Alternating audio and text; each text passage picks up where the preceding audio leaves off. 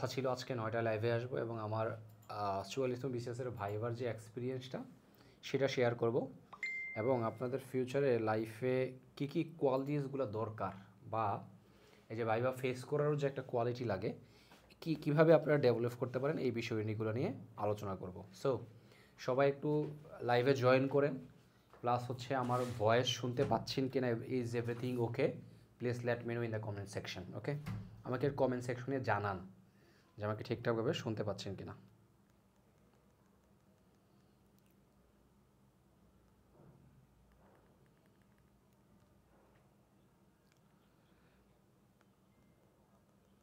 লাইফে কি কি কোয়ালিটিসগুলো দরকার বা এই যে ভাইবা ফেস করারও যে একটা কোয়ালিটি লাগে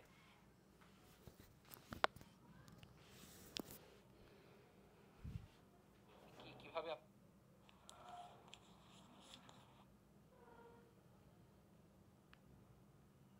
ডেভেলপ করতে পারেন এই বিষয়ে। স্যার বারবার আটকে যাচ্ছে, এগুলো পরে লাভ কি ভাই? অ্যাডভান্স শব্দগুলো পরে, ও আচ্ছা, বারবার আটকে যাচ্ছে।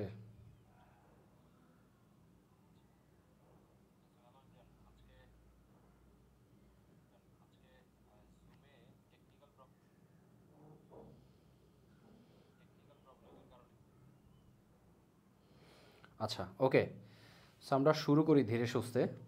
আর আর এক দুইজন জয়েন করুক, তাহলে আলোচনাটা শুরু করলে বেটার, কেউ মিস করলো না আর কি। ঠিক আছে, আচ্ছা ওকে ফাইন, আপনারা শুনতে পাচ্ছেন আমাকে বলছেন।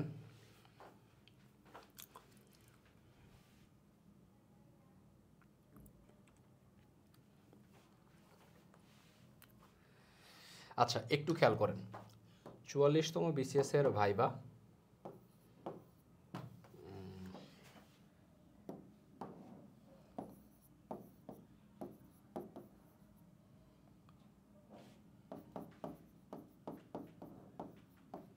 বিসিএস ভাইবা অভিজ্ঞতা এখানে অভিজ্ঞতা শেয়ার করার চেয়ে মূল ব্যাপারটা হচ্ছে ভাইভা আসলে এক্স্যাক্টলি ব্যাপারটা কি, না পড়ে পাশ করা যায় কি না, ভাইভার মূল উদ্দেশ্য কি, এই ব্যাপারগুলো নিয়ে কথা বলবো। ওকে, ওয়ালাইকুম আসসালাম। আচ্ছা খেয়াল করেন, রূপালী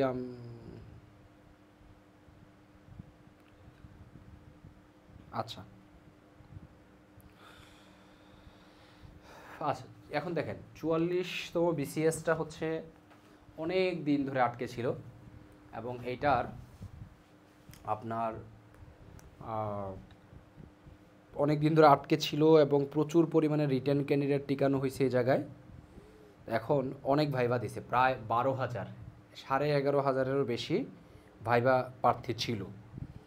এখান থেকে এমন হয়েছে অনেকেই, আমার যেহেতু ভাইবা অনেক শেষের দিকে ছিল, তো শুরুর দিকে অনেকের ভাইবা হওয়ার কারণে এগুলো আবার ক্যান্সেল হয়েছে, আবার নতুন করে ভাইবা হয়েছে, এরকম হয়েছে।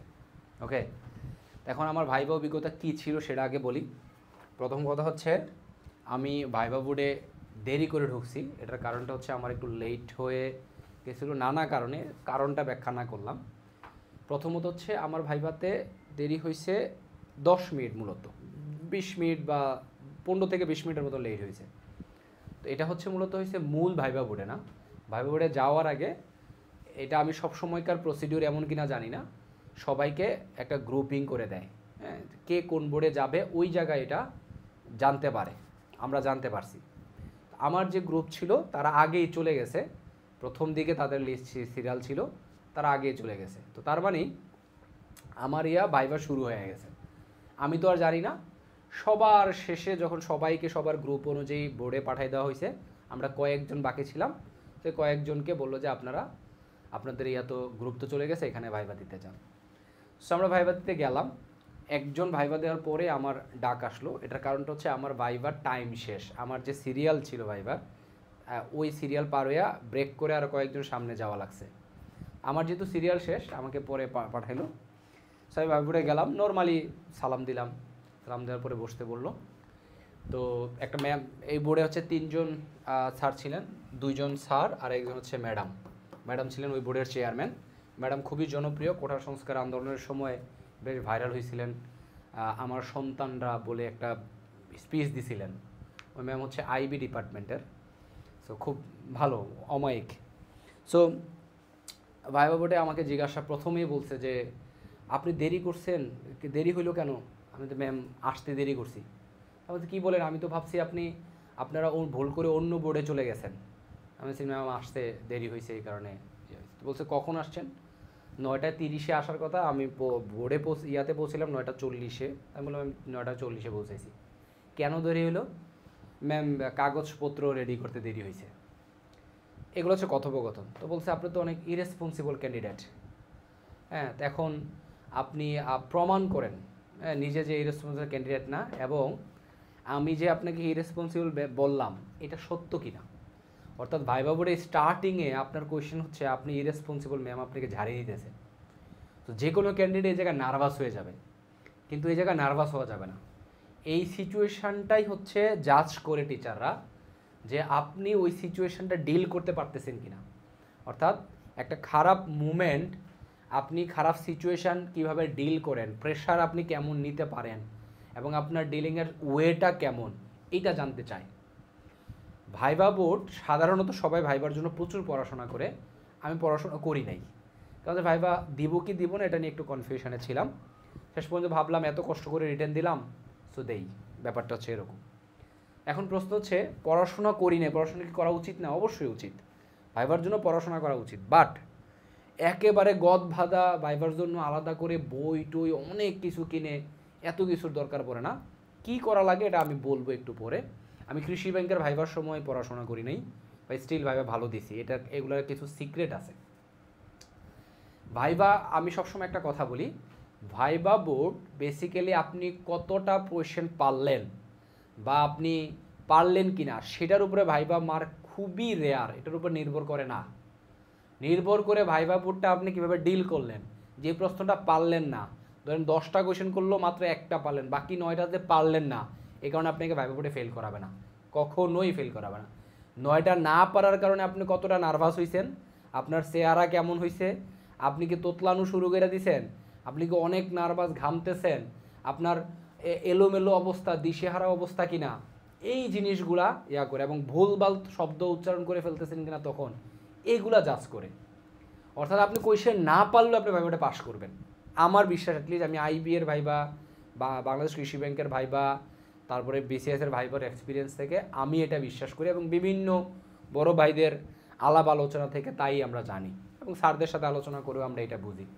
অর্থাৎ ভাইবা না পারলে সমস্যা নাই, কিন্তু সিচুয়েশান ডিল করার মতন মেন্টাল এবিলিটি, বিচক্ষণতা, এই ব্যাপারগুলো থাকা লাগবে। আমাকে এখন বলছে যে আপনি তো অনেক ইরেসপন্সিবল, এবং আমি সত্য কিনা বলেন। তাই আমি বললাম যে ম্যাম পার্টলি ট্রু, মানে হচ্ছে আংশিক সত্য।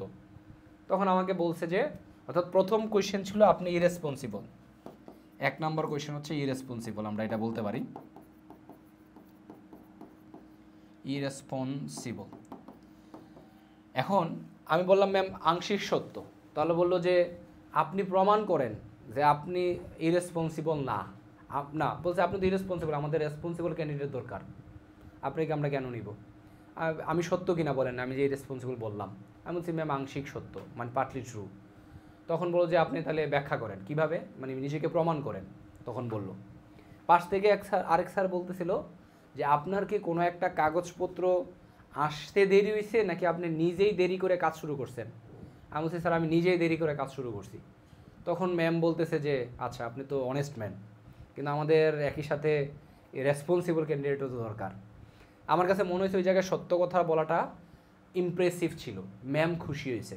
এবং পাশের ম্যামের কথা থেকে যখন আমাকে বলতেছে ইউ আর অনেস্ট ম্যান, তখন স্যারের ইয়াটাও, মেজাজটাও একটু মানে কুল বা ভালো ছিল, ইমপ্রেশনটা ভালো ছিল। So try to be honest, fake হইতে যাইয়েন না। ফেক হইতে গেলে বুঝা ফেলে ভাইবা পড়ে, কারণ আপনি একটা মিথ্যা কথা, ওই যে অনন্ত চলে একটা ডায়লগ আছে না, একটা মিথ্যা কথা দিয়ে আরেকটা মিথ্যা কথার উপরে মিথ্যা ডাকতে থাকেন, এরকম এলোমেলো অবস্থা। মানে বেসিক্যালি আপনি যখন একটা মিথ্যা কথা বলবেন, এটা ডিফেন্ড করার জন্য আরেকটা মিথ্যা কথা বলা লাগবে, ওই মিথ্যাকে ঢাকার জন্য আরেকটা মিথ্যা কথা বলা লাগবে। সো এটা অটোমেটিক্যালি প্রকাশ পায়, এটা মাথায় রাখতে হবে। তা আমি ওই জায়গায় অনেস্ট ছিলাম ম্যাম, কাগজপত্র রেডি করতে দেরি হয়েছে, আমি দেরি করেই শুরু করছি, এটাতে তারা খুশি। এবার আমাকে বলছে যে আপনি এখন প্রমাণ করেন যে আপনি ইরেসপন্সিবল না। আর আমি যে পার্টলি ট্রু বললেন কেন? আমি বলছি ম্যাম আমি আজকে কাগজপত্র রেডি করতে দেরি করছি বা এই বিসিএসের ভাইবার জন্য দেরি করছি, এই দিক থেকে আপনি সত্য যে আমি ইরেসপন্সিবল। বাট আপনি যদি আমার কেরিয়ার গ্রাফ দেখেন, যে আমার এসএসসি ছিল মাদ্রাসা ব্যাকগ্রাউন্ড, হ্যাঁ মাদ্রাসা ব্যাকগ্রাউন্ড, আমার গ্রামের একটা মাদ্রাসা, খুব বেশি পরিচিত না, মানে নর্মাল মাদ্রাসা, এবং আমার এলাকায় আমি প্রথম বিসিএস ক্যাডার, আমার মাদ্রাসা থেকে চান্স পাওয়া প্রথম ঢাকা ইউনিভার্সিটি স্টুডেন্ট আমি। তাহলে বুঝেন কত জনপ্রিয় মাদ্রাসা। আমি আন্ডার এস্টিমেট করে বলতেছি না, জাস্ট বললাম যে কেমন স্ট্রাকচারটা আর কি। সেখান থেকে আমি আসছি নরোডেম কলেজে, এনডিসি যেটাকে আমরা বলি এনডিসি, সেখান থেকে ঢাকা ইউনিভার্সিটি ফিলোসফি ডিপার্টমেন্ট, সেখান থেকে আইবিএ থেকে ঢাকা ইউনিভার্সিটি আইবিএ থেকে মার্কেটিং এমবিএ করছি। তো ম্যামকে বললাম if you look at my the career graph, আপনি দেখবেন যে আমি কেরিয়ারের ক্ষেত্রে সবসময় সিরিয়াস ছিলাম। হ্যাঁ, আমি সবসময় চেয়েছি আমার নিজের উন্নতি। আমি প্রথম আসলে এটা না বলে আমি প্রথমে ম্যাম কেরিয়ারে আমি সবসময় নিজের উন্নতি চেয়েছিলাম। তখন ম্যাম বলে এটা সবাই চায়। তখন আমি বললাম ম্যাম আপনি যে আমার কেরিয়ার গ্রাফটার দিকে তাকান, আমি মাদ্রাসা থেকে নরোডেম কলেজ, নিজেকে ইমপ্রুভমেন্টের জন্য ঢাকা ইউনিভার্সিটি থেকে আবার আইবিএতে আসছি, মানে সে that's very fine diversified career. তো মনে হলো যে তখন আমি বললাম এদিক থেকে বোঝা যায় যে আমি যেহেতু কেরিয়ারে সিরিয়াস, আসলে আমি কেরিয়ার নিয়ে অনেক বেশি রেসপন্সিবল। তো ম্যাম মনে হলো যে এই আনসারটাতে ইমপ্রেস, ঠিক আছে। তো এখন দেখেন এই যে ইরেসপন্সিবল বললো, এই কোয়েশ্চেন ভাইবার কোয়েশ্চেন কেউ প্রিপারেশান নিয়ে যায় না, ভাইবার এই কোয়েশ্চেন কেউ প্রিপারেশান নিয়ে যায় না। প্রিপারেশানে গেলেও এই কোয়েশ্চেনের আনসার আপনি সময় করতে পারবেন না। একজন আমার জায়গায় আমার মনে হয় যে অনেক ক্যান্ডিডেট থাকলেই নার্ভাস হয়ে যেত। ম্যাম ডিরেক্ট আপনার বলতেছে আপনি তো ইরেসপন্সিবল ক্যান্ডিডেট, আপনাকে কেন আমরা দিব, হ্যাঁ এরকম একটা ব্যাপার। বাট আমি ম্যাম আসি ma'am that's true, but you are partly true. কেন? এই কারণে ট্রু, এটা হচ্ছে ব্যাপার। এটা হচ্ছে মোস্ট ক্রুশাল কোয়েশ্চেন ছিল। এই কোয়েশ্চেনের আনসারটা তখন আমি মোটামুটি আপনার আচ্ছা এই কোয়েশ্চেনের আনসারটা যখন আমি মোটামুটি ইমপ্রেস করতে পারছি, তখন ভাইবা বোর্ডের চেহারাটা কিছুটা পজিটিভ মনে হয়েছে আমার প্রতি। তারপরে ম্যাম মূল কোয়েশ্চেন করা শুরু করলো। মূল কোয়েশ্চেনের পরে প্রথমে বললো যে আপনার প্রথম চয়েস তো ফরেন ক্যাডার কেন চুজ করলেন? আমি আনসার দিলাম যে ম্যাম ইউনিভার্সিটি লাইফ থেকেই ইন্টারন্যাশনাল ব্যাপারগুলো নিয়ে একটু ঘাটাঘাটি করি, সেখান থেকে আগ্রহ জন্মাইছেন, that is why I choose this cadre. এটা বলছে, এটা পুরোটা ইংলিশ আনসার করা লাগছে, এটা বললো। তারপর ম্যাম বলতেছে যে আচ্ছা তাহলে এখন বলেন তো ফ্রিডম অফ স্পিচ কী, মানে বাক স্বাধীনতা কী? তখন আমি বললাম ম্যাম আমি অন্য ডেফিনেশন আগে নিজের ভাষায় বলতে চাই। বললো আচ্ছা ঠিক আছে বলেন। তাই আমি বলছি আমরা ফ্রিডম অফ বাক স্বাধীনতা ওইটাই, আমরা ততটুকুই কথা বলতে পারবো যেটা আইন লঙ্ঘন হবে না দেশের। ম্যাম বলছে শুধু কি আইন লঙ্ঘন? আমি বলছি না ম্যাম, এটা হচ্ছে এথিক্যাল ইস্যু, মোরাল ইস্যুগুলা কাজ করবে এখানে, এবং পার্সোনাল অ্যাটাক হবে না কারোর জন্য, এরকম। যেটা আপনারা বলতে সবাইকে বলতেছি না, অনেকেই ওই যে ফেসবুকে কমেন্ট করতে পান, হ্যাঁ তুমি এটা ওইটা আসি, পার্সোনাল অ্যাটাক করি আমরা ডিরেক্ট। সো পার্সোনাল অ্যাটাক করি আমরা, এটা বললো। তো ম্যাম মনে হলো যে আচ্ছা নাইস। তো এখন বললো যে আচ্ছা বাংলাদেশের মানুষ এত অসহিষ্ণু কেন? বুঝলেন আমার কোয়েশ্চেনগুলো কিন্তু কোনোগুলো এমন না টেকনিক্যাল যে ডিপ্লোমেসির এই কি ওই ব্যাখ্যা কি এরকম এসব কিছু জিজ্ঞাসা না। এটা কারণ হচ্ছে বোর্ড সবসময় মাথায় রাখবেন, যে কোনো ভাইবা বোর্ড আপনি যেদিকে নেবেন বোর্ড আপনাকে এদিকে নিবে। এটার একটা উৎকৃষ্ট উদাহরণ আমার ভাইবাতে আছে, আমি আপনাকে একটু পরে দেখাইতেছি। এখন ম্যাম বললো যে ফ্রিডম অফ স্পিচকে আমি ব্যাখ্যা করলাম। ম্যাম বললো যে এখন যে আমরা এত অসহিষ্ণু কেন, বাংলাদেশের মানুষ এত অসহিষ্ণু কেন, এই যে ফেসবুকে প্রচুর কমেন্ট উল্টাপাল্টা, এটা কারণ কি? আমি বলছি ম্যাম আমাদের ফাউন্ডেশনে ঝামেলা আছে। বলছে কেমন ফাউন্ডেশন, মানে কেমন ঝামেলা? ম্যাম আমাদের শিক্ষা ছোটোবেলা থেকে যে শিক্ষাটা সেটা একটু ঝামেলা আছে। তো বললো যে তাহলে আমার কী করা উচিত? আমি বলছি ম্যাম জাপানিজ মডেল ফলো করা উচিত। জাপানিজ মডেল কি বলেন তো একটু? ম্যাম ওরা ছোটোবেলা থেকে বাচ্চাদেরকে আপনার প্রচুর পরিমাণে প্র্যাকটিক্যালি সত্য কথা বলা বা নীতি নৈতিকতা এথিক্যাল বিষয়গুলো শেখায়। বলছে আমরাও তো শেখাই যে সদা সত্য কথা বলিবে। তখন আমি বলছি ম্যাম আমরা এগুলো আসলে প্র্যাকটিক্যালি করি না, আমরা এগুলো থিওরিটিক্যালি মুখস্থ করি এবং মুখস্থ করে লিখি। আমি এটা হাত দিয়ে দেখাইও দিছি যে লিখি। আমার কাছে মনে হয়েছে ম্যাম এই আনসারটা অনেক বেশি ইমপ্রেসড, যে আমরা প্র্যাকটিক্যাল নলেজ করি না, আমরা মুখস্থ করি। যেমন যদি এই এক্সাম্পলটা দিতে পারি নাই, যেমন বিসিএসএ প্রিলিতে নৈতিকতা ও সুশাসন আসে, আমরা সবাই ধুমায়া মার্ক পাওয়ার জন্য মুখস্থ করি, কিন্তু আসলে আমরা কতটা নৈতিক, আমরা কতটুকু ওইটা ফলো করি, এখানেও একটা ব্যাপার আছে। ঠিক আছে, তো এই হচ্ছে কথা। তারপর ম্যাম বললো যে আপনি অবসর সময়ে কি করেন, আমাকে বললো। আমি বললাম অবসর সময় ম্যাম বাগান করি, আমার কৃষির প্রতি আগ্রহ আছে, এই জন্য বাগান করি। বলছে দ্যাটস ফাইন, কী বাগান আপনার, কেমন? আমি বলছি ম্যাম আমার ছাদ বাগান আছে বা অনেক কিছু বাগান আছে। তো ম্যাম মনে হলো যাক এটা। সো ম্যাম থেকে চলে আসার পর এক স্যার জিজ্ঞাসা করছে পাশে, স্যার মানে একজন পালা করে কোয়েশ্চেন করছে, প্রথম ম্যামের পরে এই পাশের স্যার এই পাশের স্যার শুরু করলেন। আমরা বলেন এই যে বর্তমান সরকার আসার পরে মুদ্রাস্ফীতি কমে গেছে, এটার কারণটা কি? আমি বলছি স্যার এটার আমার বাগানের কোয়েশ্চেন থেকে কোয়েশ্চেন করছে যে এগ্রিকালচার রেভুলেশন আর হচ্ছে গ্রিন রেভুলেশনের মধ্যে সম্পর্ক কি। আমি বলছি স্যার এটা দুইভাবে আমরা ব্যাখ্যা করতে পারি, পজিটিভ এবং নেগেটিভ। দেখেন কোয়েশ্চেন, এই যে বোর্ড, আপনি যেদিকে যাবেন বোর্ড আপনাকে এদিকে যাবে। আমার অনেক ইচ্ছা ছিল আমার কৃষির ব্যাপারটা আমি যেন ওইখানে তুলতে পারি, একভাবে তুলছি, অবসর সময় কী করেন, বাগান করি।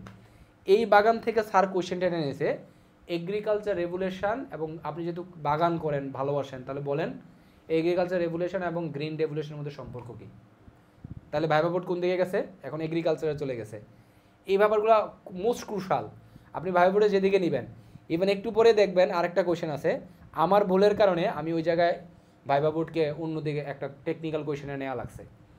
আর তখন আমি ব্যাখ্যা করলাম যে দুই দিকের সম্পর্ক আছে। পজিটিভ হচ্ছে আমরা যখন এগ্রিকালচার রেভুলেশনটা হয় তখন আমরা প্রচুর পরিমাণে পরিবেশের দিকে ফোকাস করি, যেমন গাছপালা রোপণ করা, যেমন আমি বাগান করি, এটা গ্রিন রেভুলেশনের ক্ষেত্রে অবদান রাখে। আর নেগেটিভ ইম্প্যাক্ট হচ্ছে আমরা এখান থেকে যখন আর্থিকভাবে অনেক বেশি বেনিফিটেড হইতে চাই, তখন আমরা গ্রোথ হরমোন দেওয়া, প্রচুর পরিমাণে কীটনাশক ব্যবহার করা, এগুলোর কারণে গ্রিন রেভুলেশন হ্যাম্পার হয়। দুইভাবে ব্যাখ্যা করছি। উনি আসলে স্যাটিসফাইড কিনা বুঝি নাই, কারণ উনি একটু শান্তশিষ্ট মনে হলো, মানে এক্সপ্রেশন খুব একটা দেয় না, এরকম হয়ে যাবে। ম্যাম আবার অনেক বেশি স্বাচ্ছন্দ্য ছিল। তো আবার তারপর বলছে যে এই সরকার আসাতে যেই দ্রব্যমূল্যের এত দাম কমে গেল, হ্যাঁ, এই যে মূল্যস্ফীতি হইল, এটার কারণটা কি? আমি বলছি স্যার এটার কারণ হচ্ছে বর্তমান সরকার এসে ফরেন রিজার্ভ সেভ করার জন্য লাক্সারি প্রোডাক্ট আনা বন্ধ করে দিছে। তো যেহেতু লাক্সারি প্রোডাক্ট আনা বন্ধ করে দিছে, এই কারণে যদি এই আনসারটা পুরোপুরি ফুলফিল হয় না, পরে আমি ভাবছি যে সিন্ডিকেটের কথাও বলা উচিত ছিল, সিন্ডিকেট দমন করছে হ্যান এরকম। তারপরেও মোটামুটি হয়েছে যে এই লাক্সারি প্রোডাক্টগুলো আনা বন্ধ হয়ে গেছে এবং মানুষ এখন কম কিনতেছে। তো কম কেনার কারণে এটার মূল্যস্ফীতি, এটা নর্মালি এটা হচ্ছে ইকোনমিক্সের একটা টার্ম। আমার ইন্টারে নরডেম কলেজের সময় ইকোনমিক্স ছিল, তো আমি ওইখান থেকে একটু রিলেট করার চেষ্টা করছি যে মানুষ কম কিনতেছে, এই কারণে মূল্যস্ফীতিও হ্রাস পাইতেছে, এটা হইতেছে। হ্যাঁ, যেমন ধরেন এবার কুরবানি গরুর দাম কম ছিল, এটার কারণ হচ্ছে বড় বড় গরুগুলো এবার কিনতেছিল না, কারণ রাঘব বোয়ালটা ছিল না, এরকম আর কি, ব্যাপারটা অনেকটা এরকম। তারপর বললো যে তারপরে এই আনসার করতে গিয়ে বলছি যে বাংলাদেশ ব্যাংকও মনিটারি পলিসি কিছুটা চেঞ্জ করছে। এই কোয়েশ্চেনটা ছিল আমার ভাইবা বোর্ডের সবচেয়ে বাজে আনসার, এবং এটাকে আমরা স্যাবোটাজ বলি, নিজে আঘাত করা। এখন স্যার কোয়েশ্চেন করছে বাংলাদেশের মনিটারি পলিসি কি। তাহলে ভাইবা বোর্ড আপনি যেদিকে নেবেন বোর্ড এদিকে যাবে, তাহলে আনসার করার সময় এই ব্যাপারটা মাথায় রেখে আনসার করতে হবে। তবে আমি বারবারই যতটুকু বাইরে চলে গেছি আমি এবার ভিতরে আনার চেষ্টা করছি। এখন আমার বলতেছে স্যার, তখন আমি বলছি স্যার আমি মনিটারি পলিসি কোনো নাই, মানে আইডিয়া নাই। আমার আসলে আইডিয়া অল্প আছে, কিন্তু এটা ব্যাখ্যা করতে গেলে ভুলও হইতে পারে, এই জন্য আমি এটা ওই ঝুঁকিতে যাই নাই। আমার বললো যে আপনি তো আইবিএ থেকে এমবিএ করছেন। বলছি জি স্যার। তো বললো তো তাহলে মনিটারি পলিসি জানেন না। তারপর স্যার নিজে বলতেছে যে আমরা কোন মডেল ফলো করি, একটা হচ্ছে কন্ট্রাকশন আর একটা হচ্ছে এক্সটেন্ডেড, এরকম। আমি বলছি কন্ট্রাকশন। বলে কেন? এই আনসারটা দেওয়া উচিত হয় নাই। হ্যাঁ, আমি আসলে ডিরেক্ট প্রথম যেভাবে না বলছিলাম, না বললেও হইতো যে স্যার আইডিয়া নাই। বলছে কেন? আমি বলছি স্যার ফরেন রিজার্ভ সেভ করার জন্য। তো বলছে যে কনস্ট্রাকশন থিওরির সাথে ফরেন রিজার্ভের সম্পর্ক কী?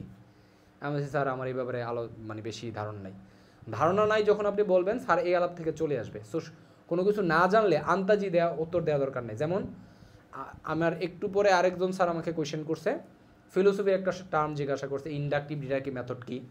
তখন আমি বললাম স্যার ইন্ডাকটিভ ডিডাকটিভ হচ্ছে একটা ছোটো থেকে বড়, একটা বড় থেকে ছোটো আসা, একটা এক্সাম্পল দিলাম, মনে হয়েছে মোটামুটি স্যাটিসফাইড। তারপর আমরা বলছে বর্তমানে সুখী দেশ 2025 সালে সুখী দেশ কোন দেশ? এখন এটা আমি যতটুকু জানি ফিনল্যান্ড, কিন্তু আমি এটা রিসেন্ট আপডেট জানি না। এখন আমি বলছি স্যার আমি এটা সম্পর্কে জানি না, তো স্যার এটা বাদ দিয়ে দিছে, ফাইন। তারপরে স্যারের কুশল কোশ্চেন ছিল সবচেয়ে, যে ইংলিশে ছিল এটা, যে যুক্তরাষ্ট্র ইরানকে কেন হামলা চালায়, বা ইসরায়েল ইরানের এই যে ঝামেলাটা, এটা কেন যুক্তরাষ্ট্র হামলা চালায়, বা ইসরায়েল কেন ইরানের কাছে হামলা চালায়, এটা আমি ব্যাখ্যা করলাম। যে ইরান হচ্ছে এই মধ্যপ্রাচ্যের সুপার পাওয়ারদের মধ্যে একটা, সো এইখানে যদি ইরানকে দমন করা যায় তাহলে ইউএস হচ্ছে এখানে একটা পাওয়ার খাটাইতে পারবে, পাওয়ার ইমপ্লিমেন্ট করতে পারবে। তো বলছে এই যুদ্ধে মেডিয়েটর কে, এটা এই কোয়েশ্চেনটা পুরোটা ইংলিশে ছিল। এটা যদি আমি ফরেন কাটার ফার্স্ট চয়েস, তখন এটা থেকে আসছে আর কি। মেডিয়েটর কে, তা আমি বললাম স্যার রাশিয়া হইতে পারে, বাট হোয়াই রাশিয়া? বললাম রাশিয়া ইজ দ্য কি ally of Iran, and Russia চাইবে না যে ইরান ওই অঞ্চলে তার কন্ট্রোল হারাক। আর ইরান যেহেতু সুপার পাওয়ার, ইউএস চাইতেছে সুপার পাওয়ার দমন করার জন্য, আর এদিকে ইউএস মনে হয়েছে যে এই আনসারটা মোটামুটি স্যাটিসফাইড। এগুলো হচ্ছে আমার মোটামুটি কোয়েশ্চেন ছিল। এর বাইরে আর খুব একটা কোয়েশ্চেন ঠিকঠাক মতো মনে পড়তেছে না। আরেকটা জটিল কোয়েশ্চেন ছিল, মনে হচ্ছে আমি পারি নাই, জানি নাই, আমি যেহেতু পড়ি নাই টার্মিনোলজির দিক থেকে, তো আমি এই আনসার দেই নাই। সো ভাইবা পড়েছে এটাই। তার মানে আমার এখানের মধ্যে কঠিন কোয়েশ্চেন কী ছিল? সবচেয়ে কঠিন কোয়েশ্চেন আমার কাছে মনে হয় ইরেসপন্সিবল বলাটা এবং এটা ফেস করাটা। আর এমনিতেই আমার ব্লান্ডারের কারণে আমাকে মনিটারি পলিসি নিয়ে কোয়েশ্চেন করছে, আমার ওই জায়গায় যাওয়া উচিত হয়নি, ব্যাপারটা আমার কাছে মনে হয়েছে। ইরান ইরাক নিয়ে যে কোয়েশ্চেনটা ছিল এটা ক্রুশাল কোয়েশ্চেন ছিল, এটা মনে হয়েছে ব্যাখ্যা করতে পারছি ভালোভাবে, এটা স্যাটিসফাইড ছিল। আর আমি অনেক জলি মাইন্ডেড ছিলাম, আমি এটা আমার সব ভাইবাতেই এরকম ছিলাম। আমার আইবিএর ভাইবা, কৃষি ব্যাংকের ভাইবা তো খুব রিল্যাক্স ছিলাম নর্মালি। আর আমি যদি স্পিকিং ট্রেনিং করাই, স্পিকিং নিয়ে আমার আসলে বেশি একটা ঝামেলা নাই, মানে am truly fluent speaker, and that is why আমার ওই নার্ভাসনেসটা কাজ করে না যে when I started speak in English যে আমি অনেক বেশি নার্ভাস হয়ে যাচ্ছি, আম গেটিং নার্ভাস, ব্যাপারটা এমন হয় নাই। ঠিক আছে, এটা হচ্ছে মোটামুটি আমার ভাইবার একটা এক্সপিরিয়েন্স। তাহলে এই কোয়েশ্চেনগুলো ছিল। এখন আসেন যে ভাইবা বোর্ড আসলে কেমন ফেস করা উচিত, মানে নর্মালি আমার অভিজ্ঞতা, আমার অন্যান্য জন থেকে শুনে কি মনে হয়, যেই কোয়েশ্চেনটা পারবেন না এটা নাই, এটা নিয়ে এক্সট্রা পণ্ডিতগিরি করার দরকার নাই। এটা পণ্ডিতগিরি করবেন ব্যাখ্যা এই জায়গায় সারাক্ষণ আপনাকে স্যার এই জায়গায় ধরে রাখবে এবং আপনি পাজেলড হয়ে যাবেন। আমার যেমন মনিটারি পলিসির অংশটা ছিল, এটা একটা। আর দুইটা হচ্ছে সব সময় এমনভাবে আনসার করবেন, ভাইবা বোর্ডকে সবসময় আপনার স্ট্রং জোনে নিয়ে যাবেন। হ্যাঁ, ভাইবা বোর্ডকে সবসময় আপনার স্ট্রং জোনে নিয়ে যাবেন, তাহলে ভাইবা বোর্ড ওই দিকেই যাবে, আপনি আনসার সহজে করতে পারবেন।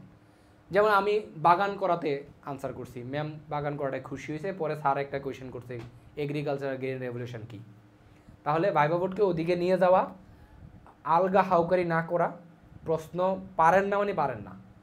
আর যদি কোনো কিছু নিজের থেকে ব্যাখ্যা করতে চান এটা বলতে হবে। যেমন আমি ফ্রিডম অফ স্পিচ কারোর কোনো উক্তি মেনশন করি নাই, কারোর ডেফিনেশন দিই নাই, আমি বলছি আমি নিজে থেকে ব্যাখ্যা করতে চাই, বলছে বলেন, তখন আমি বলছি। আর একটা কথা মাথায় রাখবেন, এটা হচ্ছে মোস্ট ক্রুশাল লাইফের মধ্যে। মোস্ট ক্রুশাল কোথায়? একটা হচ্ছে সত্যবাদী তো হওয়া, এটা একেবারে জরুরি। এটা যদি নেগেটিভও হয় আপনার লাইফে ইম্প্যাক্ট, সত্য কথা বলবেন, তাইলে আর হবে না। এবং আপনি যেটা ফেক সত্য বলতেছেন না আসলে মন থেকে সত্য বলতেছেন, এটা কিন্তু ধরা যায়। যেমন কেউ যদি আমার প্রশংসা করে, কে তেল মারতেছে আর কে আসলেই প্রশংসা করতেছে, দুইটা কিন্তু ধরা যাবে, আপনিও পারবেন। সেই ব্যাপারটা মাথায় রাখবেন। আর যে কথাটা বলতেছিলাম,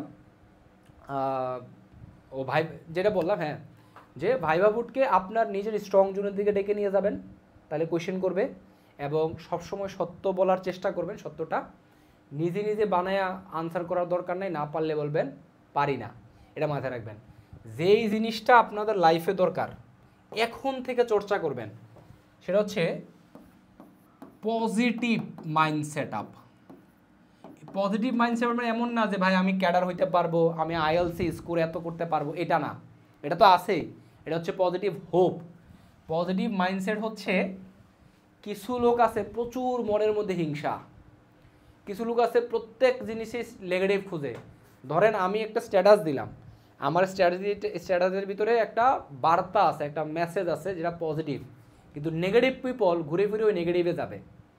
আপনার মাইন্ড সেট আপ, এটা ভালো করে শোনেন, আপনার মাইন্ড সেট আপ যদি আসলে নেগেটিভ হয়, আপনি ভাইবা বোর্ডে যতই ফেক ময়ূরের মতন পাখনা পরে থাকে, কাকের মতন ময়ূরের পাখনা পরে থাকেন, আপনার কথার আনসারে ওইটা বের হবেই। আপনি হয়তো বোঝেন নাই, কিন্তু টিচাররা বুঝবে। আপনি ভাবতেছেন যে আমি তো ঠিকঠাক মতোই আনসার দিলাম, কিন্তু আপনার আনসার, আপনি যে নেগেটিভ মাইন্ড সেট আপের লোক, আপনার আনসারে অটোমেটিকলি আনসার নেগেটিভের দিকেই যাবে। সেম কোয়েশ্চেন ধরেন, একই ব্যক্তিরে যে কোয়েশ্চেন করলো আপনাকে, আর ধরেন আরেকজনকে করলো, আপনি ধরেন নেগেটিভ, ওই ব্যক্তি হচ্ছে পজিটিভ। একই প্রশ্নের উত্তর আপনি একভাবে দিবেন, সে আরেকভাবে দিবে। ওই উত্তর থেকে টিচার খুঁজে নিবে এই মানুষ কি নেগেটিভ নাকি পজিটিভ। যেমন আমরা বলি একটা গ্লাস ভর্তি, একটা গ্লাসের পানি অর্ধেক পানি আছে আর অর্ধেক খালি। পজিটিভ মাইন্ড সেটআপের লোক দেখেই বলবে যে গালিটা ইয়াটা অর্ধেক পূর্ণ আছে, আর যে নেগেটিভ সেটআপের মাইন্ড সেটআপের লোক সে বলবে যে এই গ্লাস অর্ধেক খালি। বুঝছেন ভাইয়া? আপনার কি পররাষ্ট্র ক্যাডার আসছে? না আমি তো পররাষ্ট্র ক্যাডার, আমি তো পড়াশোনা করি না রে ভাই। ক্যাডার আসছে, পোস্টাল ক্যাডার আসছে, যেটা আমরা ডাক ও টেলিযোগাযোগ মন্ত্রীর আন্ডারে বলে, মন্ত্রণালয়ের আন্ডারে পোস্টাল ক্যাডার। আমি তো রিটেনে পড়াশোনা করি নাই, অত অল্প স্বল্প পড়াশোনা করছি, ঠিক আছে? তো ওই রিটেনের জার্নি নিয়ে আরেকদিন কথা বলবো, কিভাবে আপনারা নিজে থেকে প্রস্তুত করবেন, কোন কোয়ালিটি অর্জন করা উচিত। তাহলে আজকে শুধু ভাইভাতে থাকবো, অন্যদিকে যাব না। তাহলে আপনার এখন থেকে যেই জিনিসটা চর্চা করা উচিত, এর এক নাম্বার জিনিস সবার আগে, কিছুই না, সবার আগে হচ্ছে positive mindset up. Positive mindset, negative খুঁজতে যাবেন না, ভালোকে প্রশংসা করবেন। হিংসা, মন থেকে হিংসা দূর করতে হবে।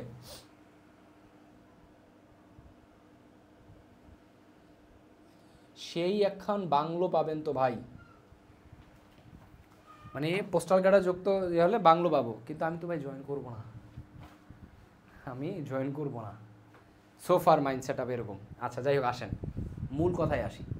যে বলছিলাম পজিটিভ মাইন্ডসেট লাগবে। আপনি যদি এক নেগেটিভ মাইন্ডসেট আর হন, সেট আপের লোক হন, আপনার আনসার লাইফের সব জায়গায় নেগেটিভ আসবে, আপনি বুঝবেন না। আপনি তো বলবেন কী রে ভাই, আমি তো সত্য কথাই বলছি এই লেনে, কিন্তু আনসারটা নেগেটিভ হয়েছে। স্যার আপনার ওইখান থেকে মাইন্ডসেট আপ যাচাই করে ফেলে, মাথায় রাখবেন ব্যাপারটা। আবার আমাকে খুব বেশি টেকনিক্যাল কোয়েশ্চেন না করার একটা কারণও আছে, কারণ আমার আনসার শুনে স্যাররা বুঝতে পারছে আমি পড়াশোনা করি নাই, আমি র্যান্ডমলি ভাইবা পড়ে আসছি। এই জন্য তারা আমাকে কোয়েশ্চেন দেখেন, আমার কোয়েশ্চেন করতে ফ্রিডম অফ স্পিচ কি, ইরান ইসরায়েলের এই ঘটনায় কে মেডিটেটরের কাজ করতে পারে, পররাষ্ট্র ক্যাডার কেন চয়েস করছেন, কৃষি রেভুলেশন, গ্রিন রেভুলেশন, এগুলা এইসব জিনিস। সো আপনার আনসার তখন পড়াশোনা বেসড হবে। ধরেন আপনি কোনো একটা ফ্রিডম অফ স্পিচে আনসার দিলেন যে এই সাইকোলজিস্ট বলছেন যে হ্যাঁ তার এই বইয়ে বলছেন যে যদি এমন হয় তাহলে এমন কথা বলা যায় না, এরকম টাইপের, তখন বুঝবে যে এই ছেলে পড়াশোনা করছে ভাইবার জন্য। এবার আপনাকে সাইপা ধরবে, পড়াশোনার টার্মিনোলজিক্যাল রিলেটেড কোয়েশ্চেন বেশি করবে। তবে এটা সব ভাইবা বোর্ডের ক্ষেত্রে এক নাও হইতে পারে, কোনো বোর্ডে এমনিই টার্মিনোলজিক্যাল কোয়েশ্চেন করতে পারে, ঠিক আছে? এত পার্সোনাল কোয়েশ্চেনের উত্তর দেওয়া যাবে ভাই? আবার বিসিএস দিবেন নাকি? না, বিসিএস আর কোনো অ্যাপ্লাই করি নাই। বিসিএস 45, 44 এবং 45-এর পরে আর অ্যাপ্লাই করি নাই। আমার জার্নি শুরু হয়েছে 43 থেকে। 43-এ আমি প্রিলি ফেল করছি, 44-এর প্রিলি দিয়ে সুপার ডুপার এখানে ইগো কাজ করছে। এখানে ফেল করার কারণ আছে, তখন আমার আইবিএর এমবিএ চলতেছে, ওই এমবিএ নিয়ে প্রচুর ব্যস্ত ছিলাম, প্রেজেন্টেশন, পরীক্ষা, মিড টার্ম, কুইজ, এগুলো নিয়ে ব্যস্ত ছিলাম। স্টিল এটা ফেল করাতে প্রচুর ইগো কাজ করছে। 44-এর প্রিলি সুপার ডুপার সিরিয়াস ছিলাম, অনেক পড়াশোনা করছি, নিজের বেসিকের পাশাপাশি প্রচুর পড়াশোনাও করছি, এবং কাটমার্কের এখানে কাটমার্কের অল্পের জন্য ফেল করছি। আমার মনে হচ্ছে 108-9 থাকবে গ্যাস করছিলাম, এটার এইখানে কাটমার্ক ছিল 110 থেকে 12 এরকম ভিতরে কিছু একটা, অর্থাৎ অল্পের জন্য ফেল করছি। সেই ইগোটা কাজ করছে 44-এ, প্রচুর পড়াশোনা করছি, এবং এটা কাটমার্কের চেয়ে অনেক বেশি মার্ক পাইছি, কাটমার্কের চেয়ে অনেক বেশি মার্ক পাইছি। ওকে না, রূপা এগ্রো নিয়ে কোনো কথা ধরি নাই, কৃষি রেভুলেশন নিয়ে কথা বলছিলাম। আচ্ছা, তো এই 44 এবং 45-এর পরে আমি আর অ্যাপ্লাই করি নাই। 47, 48 এগুলো যাচ্ছে, এগুলোর আমার বয়স আছে এখনও, আমি অ্যাপ্লাই করতে পারবো। সরকার যেহেতু বয়স বাড়াইছে আরও 3টা দিতে পারবো, কিন্তু অ্যাপ্লাই করি নাই, করার আর প্ল্যানও নাই। এই 45 দিছি, ইভেন 45-এ প্রিলি রিটেন কোনোটাই এক অক্ষরও পড়াশোনা করি নাই, কারণ আমার প্ল্যান হচ্ছে অন্টারপ্রেনারের দিকে আমি যাচ্ছি। আমার যে টি শার্টটা দেখতেছেন রূপা এগ্রো, এই টি শার্টটা হচ্ছে আমার এগ্রিকালচার যে অন্টারপ্রেনারশিপ ব্র্যান্ড, সেটা নিয়ে কাজ করতেছি অল্প পরিসরে, আস্তে আস্তে বৃহত্তর পরিসরে যাব, আর আপনাদেরকে পড়াইতেছি। সো আমার এই জন্য আমি জয়েন করবো না আর কি, ঠিক আছে। আমার কাছে এই মুহূর্তে মনে হচ্ছে যে মানি ম্যাটার্স। বিসিএসে সম্মান আছে, সরকারি বিভিন্ন উচ্চ পর্যায়ে কাজ করতে পারবেন, গ্রামে অনেক সম্মান করবে, সবই আছে। সবার লাইফ গোল আসলে এক না। আমার কাছে মনে হয় যে টাকা দরকার।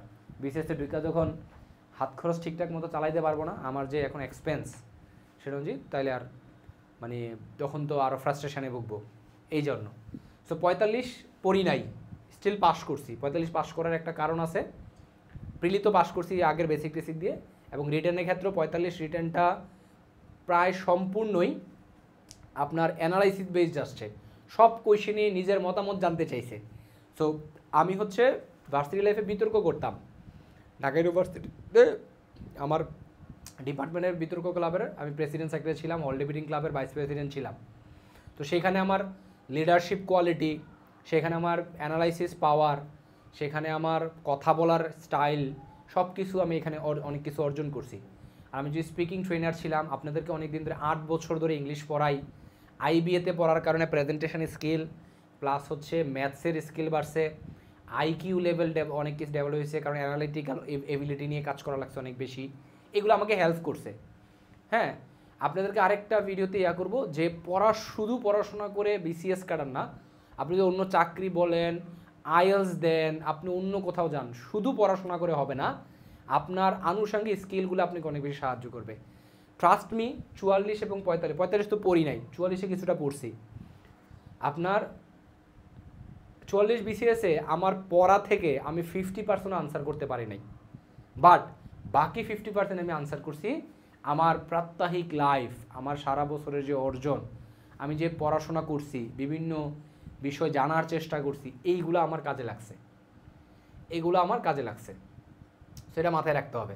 যেমন 44 বিসিএসে একটা কোয়েশ্চেন আসছে এমন রিটেনে যে শ্রীলঙ্কা, তখন শ্রীলঙ্কা হচ্ছে দেউলিয়া হয়ে গেছে, বলছে শ্রীলঙ্কার যে পরিস্থিতি, ওই পরিস্থিতি থেকে বাংলাদেশ কি শিখবে, এরকম একটা কোয়েশ্চেন আসছিল।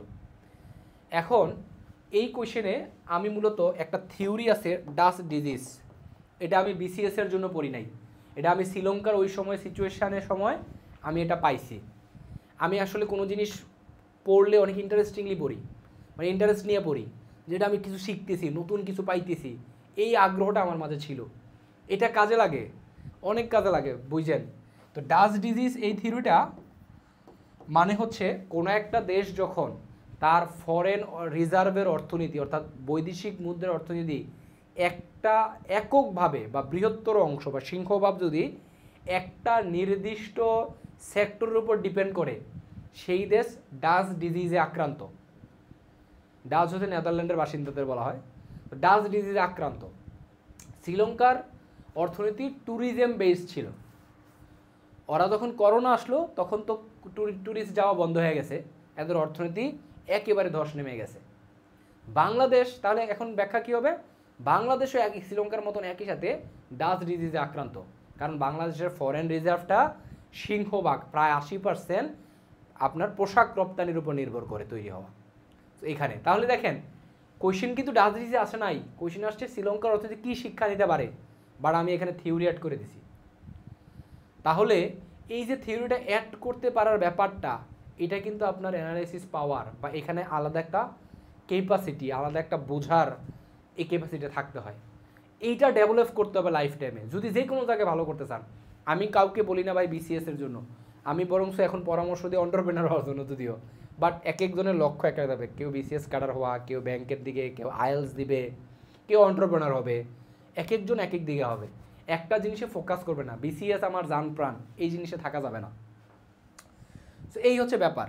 তাহলে 44 বিসিএস, পরে 45-45-এর পরে আর কোনো বিসিএসের দিকে যাই নাই। তো এই দুইটা যেহেতু রিটেন দিছি, এটার ভাইবা খুবই জোর করে পাঠানো হয়েছে, গেছি আলহামদুলিল্লাহ। একটা ক্যাডার তো আসছে, 449টা সিটের মধ্যে আমার একটা সিট 12,500 পরীক্ষা দিয়ে ভাইবা দিছে। হ্যাঁ, আপনার প্রথমে এইটাতে অ্যাপ্লাই করছে কিন্তু 4 লাখ, 4 লাখ লোক হচ্ছে এটাতে প্রিলি দিছে, সেখান থেকে 450 লোক, এর মধ্যে আমি একজন আলহামদুলিল্লাহ। ঠিক আছে, এটা দেওয়ার উদ্দেশ্য হচ্ছে আমি এতদিন পর্যন্ত বিসিএস নিয়ে কাউকে কোনো জ্ঞান দেই নাই, ইচ্ছা করে দিই নাই। আমার পেজে আমার স্টুডেন্টদেরকে মাঝে সাথে হয়তো দিতাম, হ্যাঁ, যারা একেবারে পেইড বেসে ভর্তি ছিল তাদেরকে একটু একটা দুইটা জ্ঞান দিতাম, কারণ আমি তো ক্যাডার হই নাই। জ্ঞান দিলে কেউ একজন প্রশ্ন করবেন, নিজে তো ক্যাডার হন নাই আবার জ্ঞান দিতেছেন। যদিও ইংলিশ, বিসিএসের ইংলিশ নিয়ে জ্ঞান দেওয়ার জন্য ইংলিশ পারতে হয়, বিসিএস পারা লাগবে না, এটা মাথায় রাখলে হবে। তারপরেও এখন যেহেতু ক্যাডার, এখন আমি ওই জ্ঞানটা আপনার দিতে পারবো যে হ্যাঁ এটা এইভাবে করে পড়তে হয়। 44 এবং 45 কোনো বিসিএসের ইংলিশে আমি একটুও পড়ি নাই, এটা বিশ্বাস করবেন কিনা আমি জানি না, বাট আমি একটু পড়ি নাই। আমি যেটা করছি কি কি আসে আর কিভাবে আনসার করলে স্মার্টলি আনসার দেওয়া যাবে, এই ব্যাপারটা মাথায় রাখছি। অন্য আরেকদিন, এই ভিডিও বড় হয়ে যাচ্ছে, অন্য আরেকদিন স্মার্ট থিঙ্কিং, কিভাবে প্রিপারেশন নেওয়া, এগুলো এক এক পর্ব করে আসতে হবে, এগুলো এক ভিডিওতে আলোচনা করা যাবে না। তাহলে আজকের ভিডিওর প্রধান পর্ব ছিল আমার ভাইবা অভিজ্ঞতা, যেটা শুরুতে শেয়ার করলাম। দ্বিতীয়ত হচ্ছে আপনাদের প্রধান সবার আগে যে কাজটা করতে হবে, এখন থেকে মাইন্ড সেট আপে পরিবর্তন আনতে হবে। পজিটিভ লোকদের সাথে চলবেন, পজিটিভ জিনিস দেখবেন, পজিটিভ ভাববেন, নেগেটিভ চিন্তাভাবনা লাইফে আনা যাবে না। ওকে, এটা মাথায় রাখবেন, ঠিক আছে? এটা একটা প্রধান বিষয়। দ্বিতীয় বিষয় হচ্ছে, এখন প্রশ্ন হচ্ছে ভাই আপনি তো ভাইবা বোর্ডে পড়েন নাই, আমরা কি পড়ে যাব না? অবশ্যই পড়তে হবে, না পড়ে ভাইবা বোর্ডে যাওয়া যাবে না। আমার টার্গেট ছিল আমার আসলে আসবে, না আসলে নাই, কষ্ট করে রিটেন দিছি, আমি ভাইবা দিতে যাব, এইটা হচ্ছে কথা। কিন্তু পড়বেন, বাট এই যে গাইড বই নিয়া টিয়া কোচিং টোচিং আরও কি কইরা অবস্থা খারাপ, এগুলো কিছুই লাগে না। আপনার যখন স্কিল থাকবে, প্রেজেন্টেশন স্কিল আমি অর্জন করছি, আমি বিতর্ক অ্যানালাইসিস করার স্কিল অর্জন করছি, অ্যানালিটিক্যাল এবিলিটি, আইকিউ ডেভেলপ করছি, এগুলার স্কিল আমি আগে ডেভেলপ করে ফেলছি। ভাইভাতে যা ফেস করা লাগবে এগুলো আমার আগে ডেভেলপ করা হয়ে গেছে। আমি ভাইভা নিয়ে কেন পড়াশোনা করবো বলেন? হয়তো টার্ম কিছু জেনে যাওয়া উচিত ছিল ফরেন অ্যাফেয়ার্স বিষয়ে, এগুলো তাও আমি জানি, কারণ আমার একটাই ধারণা ছিল আমি যেটা পারবো না এগুলো পারি না, শেষ।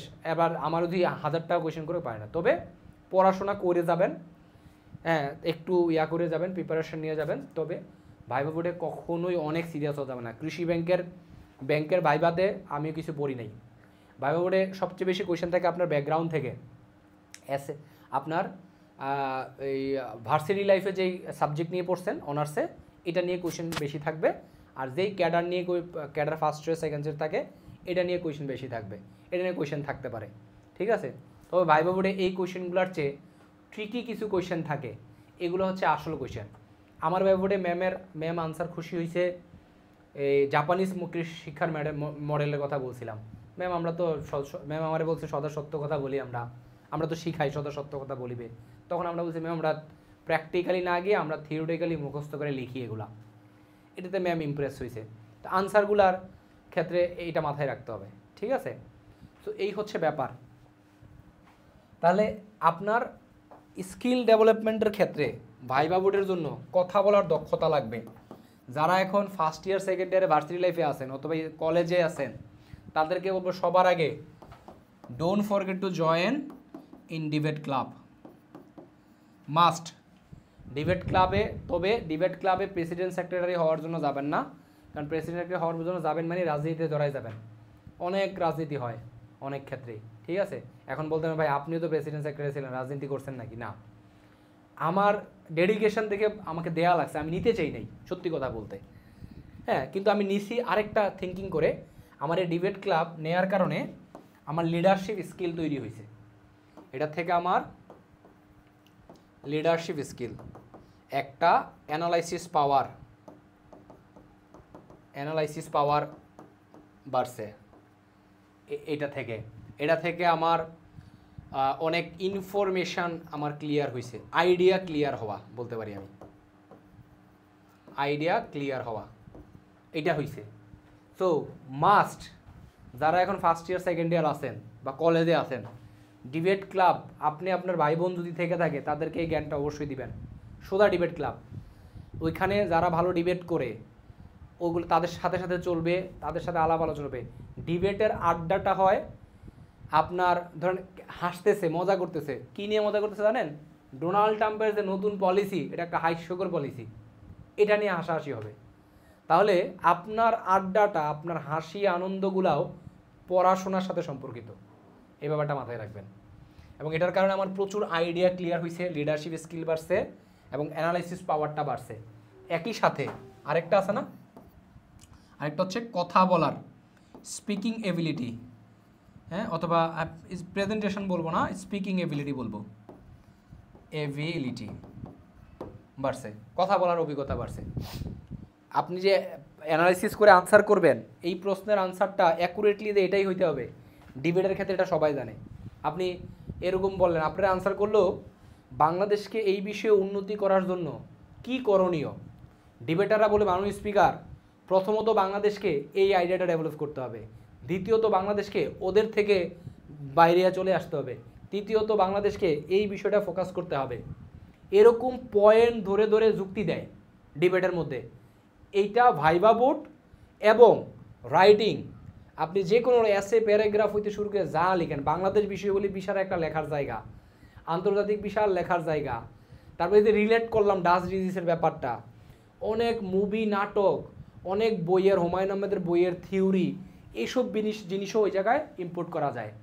তাহলে আমি লাইফে যে বিভিন্ন বই পড়াশোনা করছি, হুমায়ুন আহমেদের প্রচুর, মিসির আলী, হিমু, এই সিরিজগুলো পড়ছি, তারাশঙ্করের উপন্যাস, রবি ঠাকুর, নজরুল, এরকম অনেক কিছু পড়ছি। এগুলা জানার জন্য পড়ছি, ভাল লাগে, জানলাম কেমন আছে, চরিত্র বুঝলাম, কাহিনী বুঝলাম, এরকম। এগুলা কিন্তু কাজে লাগবে।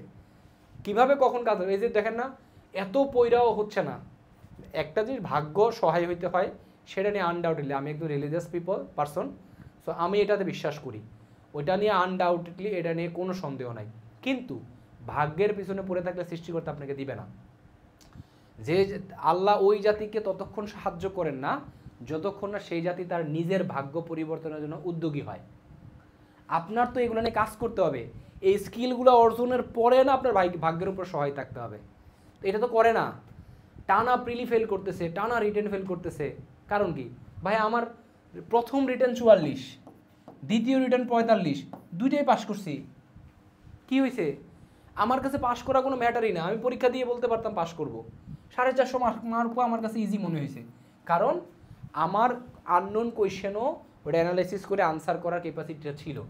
তা আমার কাছে মনে হয়েছে আমি পারবো, নাম্বার ভালো পাবো, সমস্যা হবে না, এরকম। তাহলে আপনার এই যে কোয়ালিটির ব্যাপারটা, এটা মাথায় রাখতে হবে। তো ডিবেট ক্লাব, এখন ডিবেট ক্লাব যদি সুযোগ না থাকে কী করবেন? যে কাজটা করতে পারেন, ডিবেট দেখতে পারেন, বা যেই টপিকটাই পড়েন না কেন, যেই টপিকটাই দেখেন না কেন, যেই কাজটা আপনাকে করতে হবে ওইটা নিয়ে একটু ভাবতে হবে, বিশ্লেষণ করতে হবে। ওকে, এগুলো আরও বিভিন্ন সময় বিভিন্ন কিছু নিয়ে আলোচনা করব। এটা গেল। দ্বিতীয়ত, আমি যেহেতু ইংলিশ স্পিকিং ট্রেনার ছিলাম, হ্যাঁ, আমি তখন প্রচুর ইংলিশ প্র্যাকটিস করতাম। এই যে ইংলিশ যে একটাও পড়ি নাই বলছি, 44 বিসিএস এবং 45 বিসিএস আমি তো পড়ি নাই বললাম, আমি কি আসলেই পড়ি নাই? ব্যাপারটা সত্য না। আমি পড়ছি, আগে অনেক পড়ছি, বিসিএসের জন্য না, আমি ইংলিশ ডেভেলপ করছি। আমি যে কোনো ইংলিশ পারি, আইএলসের ইংলিশ পারি, আইএলস স্টুডেন্টদের আমি অসংখ্য স্টুডেন্ট আমার ফ্রি হ্যান্ড রাইটিং ব্যাচে আছে। বিসিএসের ইংলিশ পারি, ব্যাংকের ইংলিশ পারি, এসএসসির ইংলিশ পারি, কারণ আমি ইংলিশ শিখছি রে ভাই। আমার এখন সব ইংলিশ আমার কাছে পানিবাদ মনে হইতো। তাহলে আমি কি আসলে পড়ি নাই? পড়ছি, বিসিএসের ইংলিশ পড়ি নাই, কিন্তু ইংলিশ পড়ছি। এটাতে লাইফ তো ইজি হয়ে গেল ব্যাপারটা, তাই না?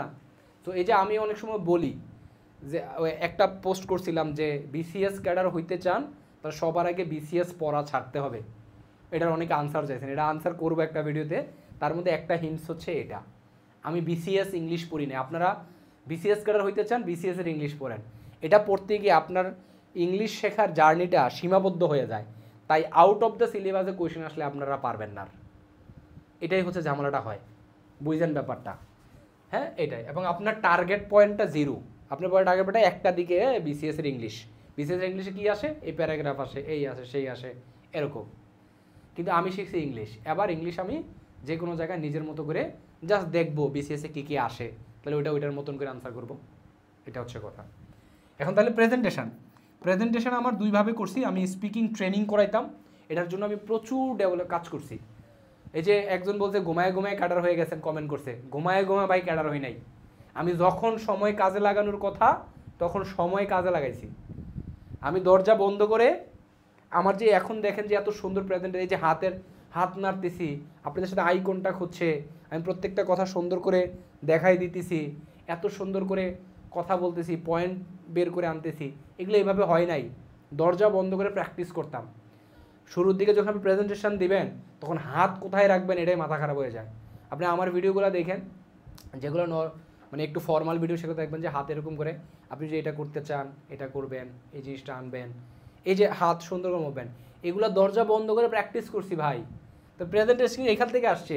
এই স্কিলটা আপনার ভাইবা বোর্ডে ইম্প্যাক্ট ফেলে নাই আমার হাত কোন অবস্থায় আছে, আমি কিভাবে টিচারদের সাথে আই কন্ট্যাক্ট করতেছি, এই যে ঘর ভর্তি ইয়াতে আমি অনেক প্রেজেন্টেশন দিছি, অনেক মানুষ, কয়টা বাজে শেষ পর্যন্ত, আচ্ছা, তো অনেক অডিয়েন্সের সামনে আমি যখন প্রেসিডেন্ট ছিলাম ডিবেট ক্লাবের, বক্তব্য দিছি, যখন প্রেজেন্টেশন ছিল প্রেজেন্টেশন, এই যে আই কন্ট্যাক্ট করা সবার সাথে, এগুলো শিখছি।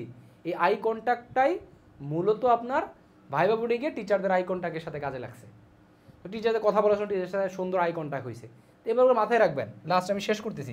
তো প্রেজেন্টেশন স্কিলটা আমার আইবিএ ট্রেনিং, স্কিল ট্রেনিং করাইতাম, তারপরে হচ্ছে কি আপনার ডিবেট করতাম, এই জায়গাতে কাজে লাগছে। ইংলিশ তো নিজেই স্পিকিং ট্রেনিং করাইতাম বা স্পিকিং পারি, 8 বছর ধরে আপনাদের স্টুডেন্ট পড়াই, 2017 সাল থেকে আমি নিজে স্টুডেন্ট থাকা অবস্থায় ইংলিশের বড় বড় স্টুডেন্টদের পড়াইতাম। স্পিকিং এখান থেকে হয়েছে। তারপরে IQ develop, analytical ability debate থেকে তো হয়েছে, প্লাস হচ্ছে আইবিএর প্রিপারেশনের সময় অ্যানালিটিক্যাল এবিলিটি কাজ করছি। আর আমি এমনিও ম্যাথ, তারপরে পত্রপত্রিকা বিভিন্ন বা বইয়ে টয়ে আইকিউ রিলেটেড, অ্যানালাইসিস রিলেটেড কোনো কিছু পাইলে অনেক আগ্রহ নিয়ে পড়াশোনা করতাম, এগুলো কাজে লাগছে। সো এই স্কিলগুলো এখন থেকে, কম্পিউটার স্কিল, আপনাদের অনেকেরই ইমেলই আপনারা ঠিকমতো ইনপুট দিতে পারেন না। সো যেটা করবেন, আপনারা অনেক সময় বিসিএসের মধ্যে পড়াশোনা করেন, কম্পিউটার অংশে মুখস্থ করেন, কিন্তু আমরা তো অনেক কিছু মুখস্থ করা নাই। সফটওয়্যার কী কী আছে, কোন সফটওয়্যারগুলো কেন কাজে লাগে, এগুলো জানি, এগুলোর কাজ পারি। হ্যাঁ, আপনারা মুখস্থ করেন যে কপি পেস্ট করতে হলে Ctrl+V দেওয়া লাগে, আমার তো মুখস্থ করা লাগে না, কারণ আমি তো এটা দিয়েই করি, কাজ করি সব সময়। সো এই কম্পিউটার স্কিল দখল করেন।